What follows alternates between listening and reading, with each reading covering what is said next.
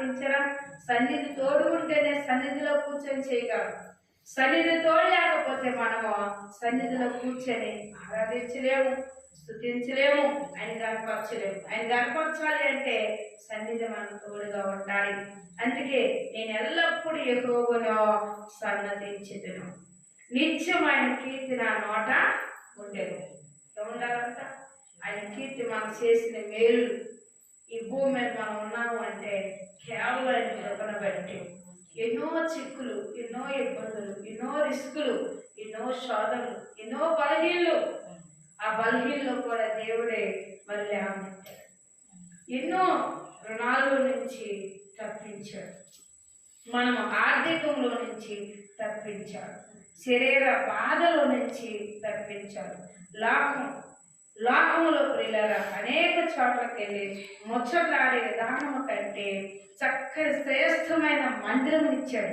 హల్లెలూయా. ఎవరు కలపలేదు, ఎవరిని రమ్మంట కూడా లేదు. ఎంత దయాకృప ఇచ్చాడో చూడండి. ఆయన ఇచ్చినందుకే ఆయన స్తోత్రములు. మరి ఇవాళ మనం కూర్చొని స్తుతిస్తున్నాం, కనపరుస్తున్నాం అంటే ఎన్ని మేలులు.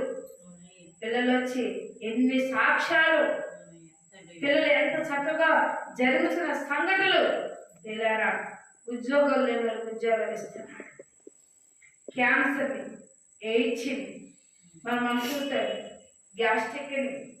ప్రియులారా ఆలోచించండి, షుగర్ వ్యాధులు కూడా స్వస్థత జరుగుతున్నాయి. హల్లెలూయా.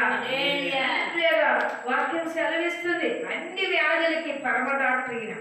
ఎవరంట? జీవం గల దేవుడే. అందుకే దావీదు అన్నాడు, నేను ఎల్లప్పుడూ యెహోవాను సన్నతిస్తున్నాను, ఆయనను కీర్తి నా నోట ఉండదు. యెహోవాను బట్టి నేను అతిశయపడుచున్నాను. ఏం పడుచున్నాడట? అతిశయపడుచున్నా అంటే ఆయన కృప అమూలమైంది కాబట్టి ఆయన స్తుతించే భాగ్యం మనకి ఇచ్చాడన్నాడు. హల్లెలూయా.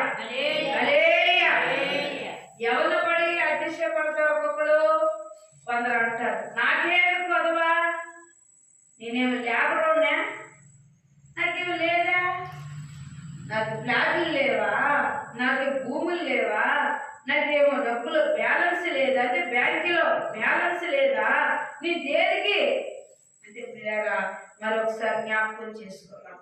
యెహోవా అంటున్న వాగ్దాన్ని బట్టి దావీదు నేను యెహోవాను బట్టి అతిశయపడుచున్నా, కేవలం దేవుని బట్టి నేను ఎంత ఘనతగా ఉన్నాను అన్నాడు. హల్లెలూయా. కొందరు అంటారు, నాకు బంగారం లేదా,